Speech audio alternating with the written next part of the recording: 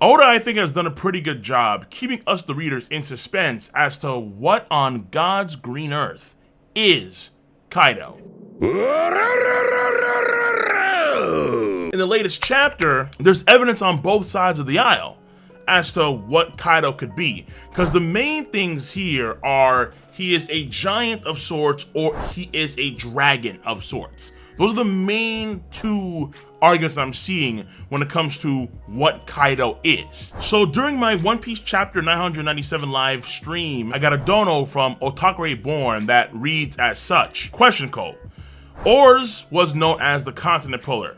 We know he's also from Wano. Do you think that Kaido is an ancient giant who was able to pull continents like Onigashima? The question spurred my thoughts on what is Kaido once again, because it's very, very true from the perspective of the continent puller moniker and what Kaido did to Onigashima. They match very similarly. So really quick, the continent puller legend was first stated in chapter 456 during Thriller Bark. Hogback says this, and I quote, "Upon finding his corpse in the land of ice, I couldn't stop trembling. I could not believe that something so fearsome wreaked havoc in the seas 500 years ago.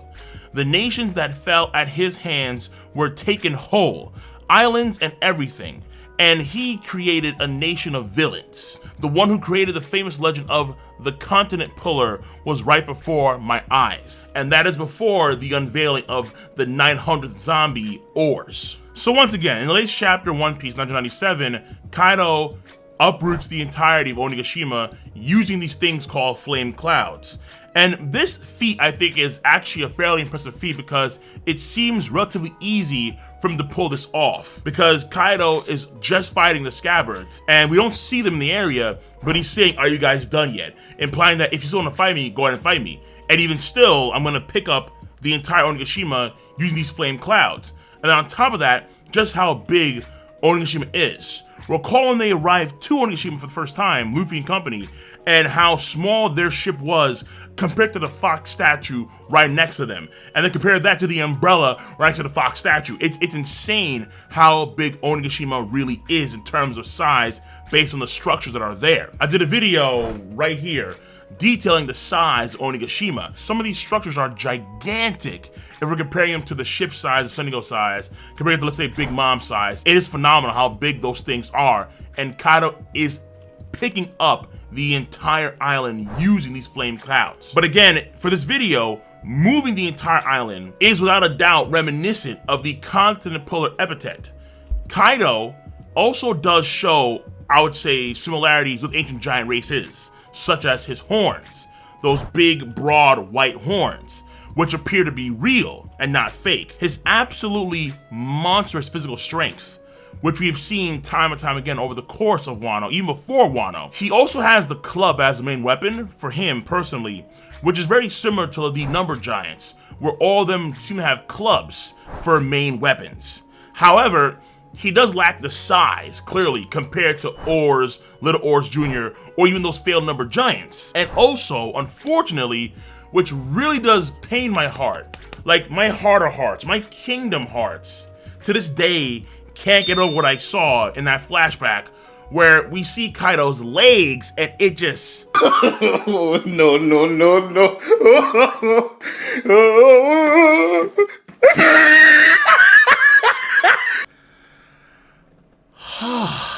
It hurts the soul, man. It really does. God damn.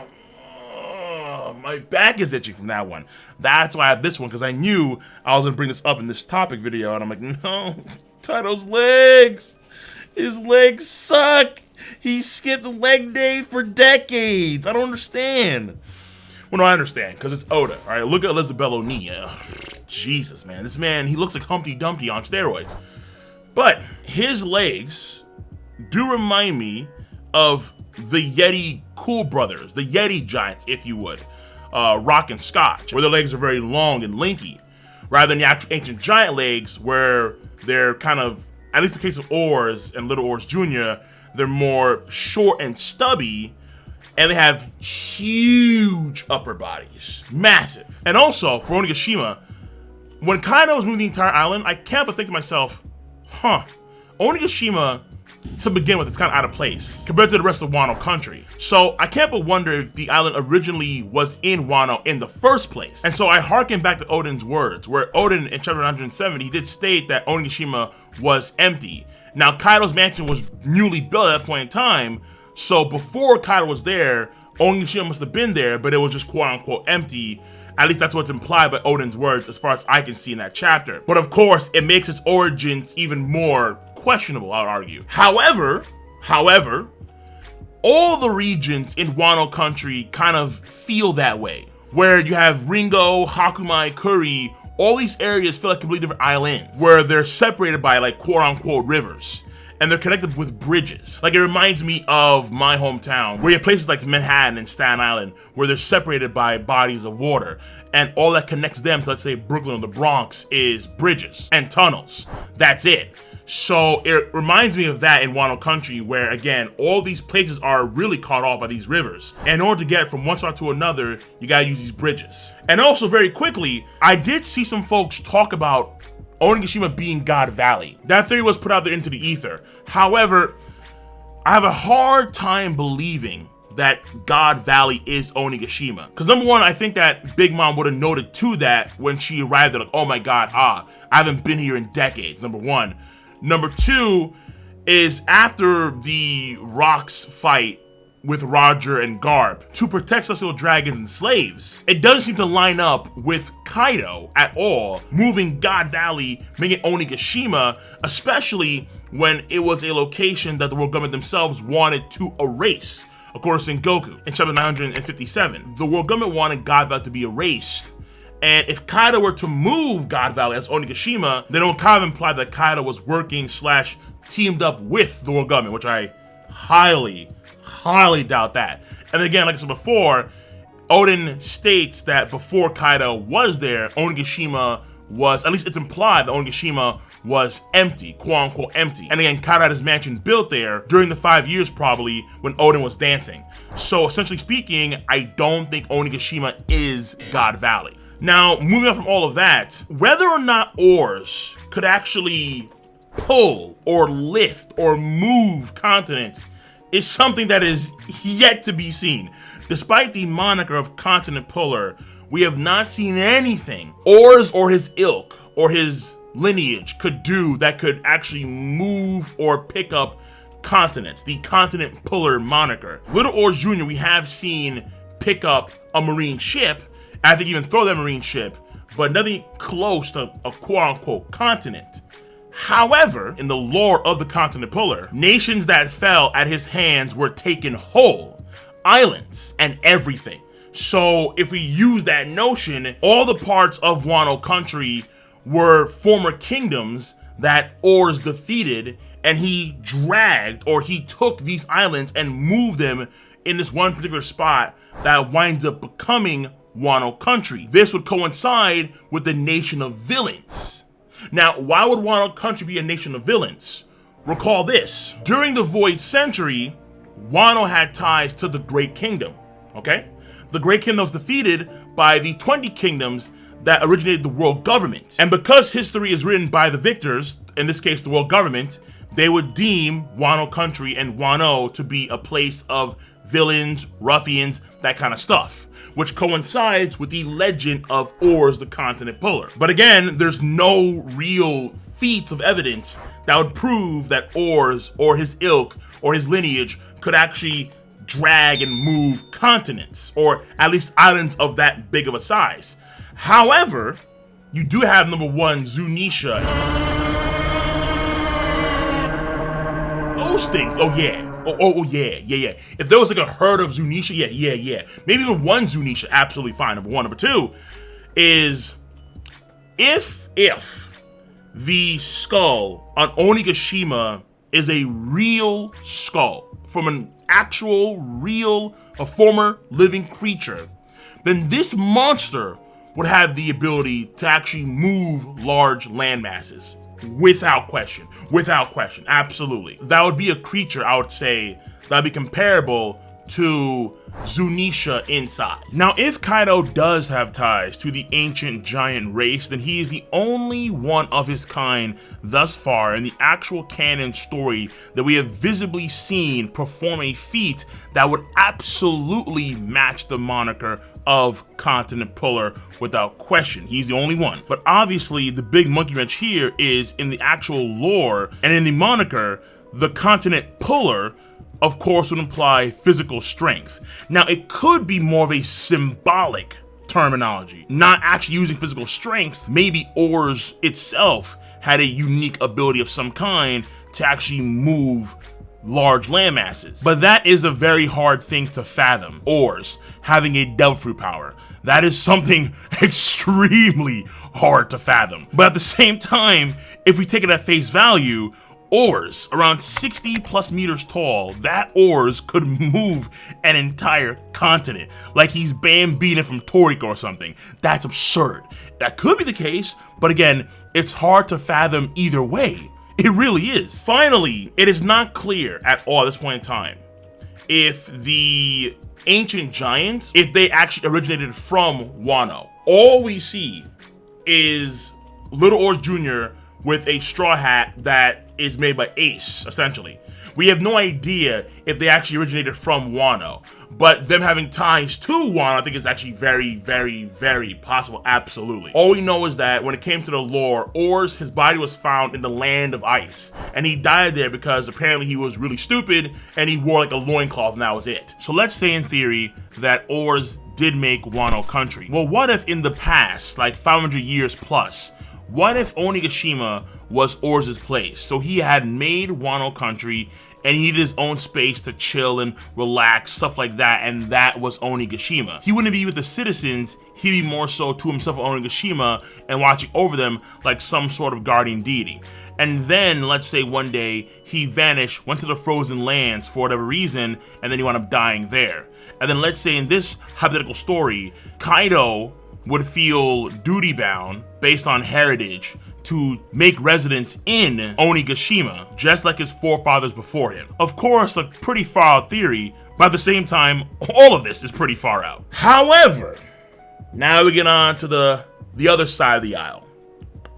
Because of Yamato's comments, it appears that Kaido might be more dragon than giant. Her comments of dragons, how they fly through the air by creating something called flame clouds. And because she uses the plural dragons and how they fly using flame clouds, and knowing that Momo in dragon form can produce these clouds to kind of fly / climb on, it backs up her statement because there are two different types of dragons in this case. One via devil fruit, artificial devil fruit, and then two, Kaido, we have no idea, but they both produce these clouds and they actually fly / climb with those clouds. Now, very important though, even though Oda said that dragons fly by grabbing the clouds in SBS, we never saw Kaido actually grab a cloud, ever, which is why it was so confusing. Okay, Eastern dragons, they fly around by grabbing to the clouds, but we never saw Kaido ever grab onto a cloud. Like Momo did, where he actually made a cloud, then he grabbed onto that cloud. However, because the flame clouds exist, it's safe to assume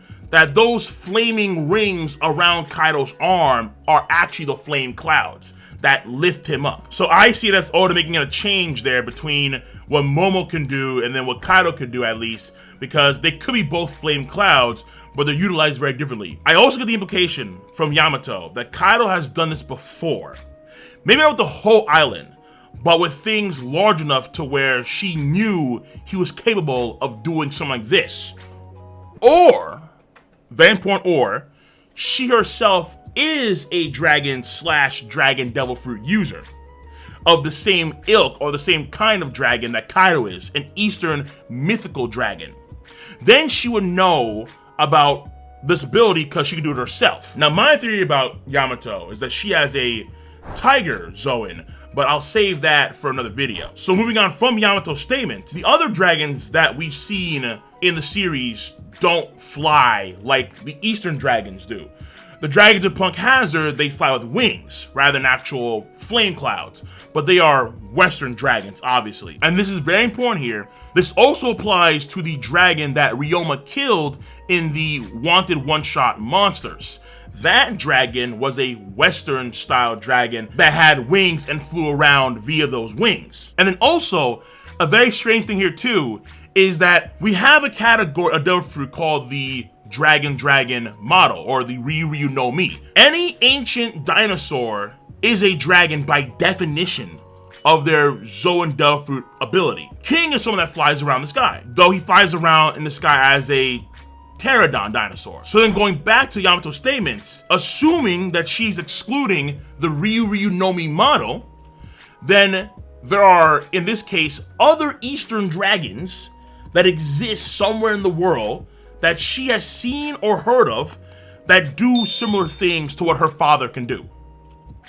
Hence the dragons plural. And mind you, she hasn't seen Momo transform into a dragon yet. So you can see how things get really, and by the way, please, in the box below, let me know where you stand on this whole subject, because this is, what is Kaido is a very intriguing and a very fascinating subject, because there are ties to ancient giant stuff, there are ties to dragon stuff, there's potentially Oni stuff as well. So real quick, all right, what are the other categories?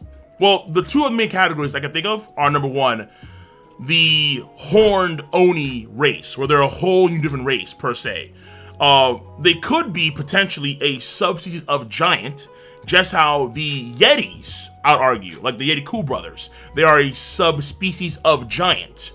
But the Oni, or the Horn tribe, they can be their own different thing. Just how supposedly of course, there is a Three-Eye tribe, and Pudding is a member of that tribe. But again, thus far, she's the only one that we've seen. Whereas, let's say in the Horned Oni tribe of that race, you have Kaido, you have Yamato, you have probably Black Maria as well. Actually, I've noticed too, where in the case of the females, Black Maria and Yamato, we see how Black Maria, in volume cover 97, we see how the base of her horns like match her skin color in a way, but then the top part is red. And Yamato's kind of the same way, where we see the base of the horn matches her skin color, and then the top of the horn is red.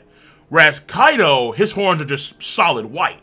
So there is a distinction between the males and the females of this potential horned Oni race, if they are a different race and not a giant subspecies, via the color of their horns. And we haven't seen a female ancient giant. Keep that in mind. We know that Oars, the original Oars, in Thriller Bark had white, solid white horns like Kaido did, and Little Orange Jr. as well.